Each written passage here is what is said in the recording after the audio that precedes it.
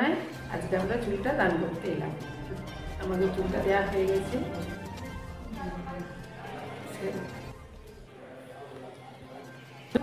আমি দিদিভাইয়ের কাছে শুনেছিলাম, শুনেছে বলে চুল আপনার বউ আছে একটু ডোনেট করে দিই, তাই নিতে আসলাম। ভালো লাগলো নিজেকে দিয়ে।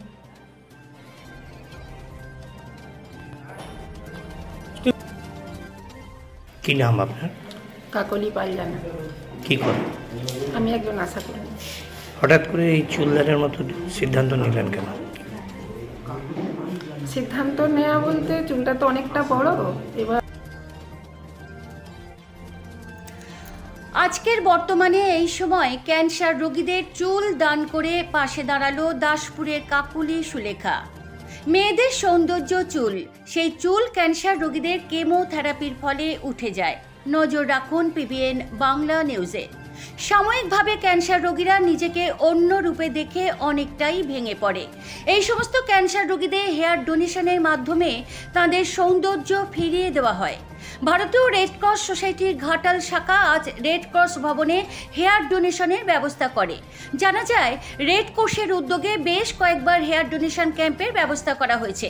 রেড ক্রসের ঘাটাল শাখার সভাপতি ও মহকুমা শাসক সুমন বিশ্বাস বলেন, কেউ চাইলেই হেয়ার ডোনেশন করে ক্যান্সার রোগীগুলির পাশে দাঁড়াতে পারবেন।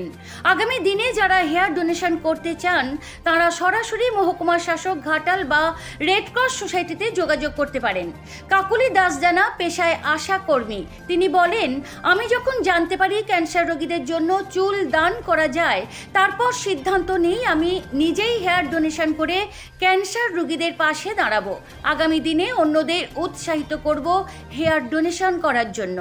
বিস্তারিত দেখুন পিবিএন বাংলা নিউজে।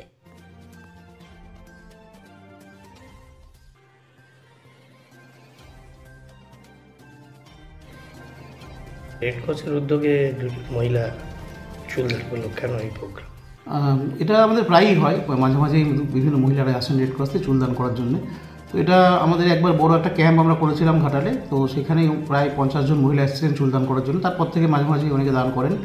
এই চুলগুলো নিয়ে মানে উইক বানানো হয় এবং ক্যান্সার আক্রান্ত মহিলাদের ক্ষেত্রে যাদের রেডিয়েশন থেরাপি চলে তাদের চুল উঠে গেলে সেটা দৃষ্টিকটু লাগে দেখতে, এই কারণেই উইক ব্যবহার করতে হয়।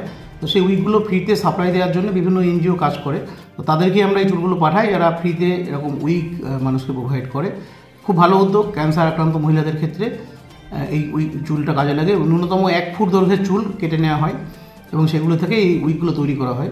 তো অনেক মহিলারা কিন্তু স্বেচ্ছায় নিজের চুল দান করতে আসেন, দান করেন এবং বাড়ি থেকেও এটা দান করা যায়। বিভিন্ন অ্যাড্রেস আছে আমাদের, যারা যে সমস্ত এনজিও এই কাজগুলি করে থাকে তাদেরকে পাঠানোর জন্য।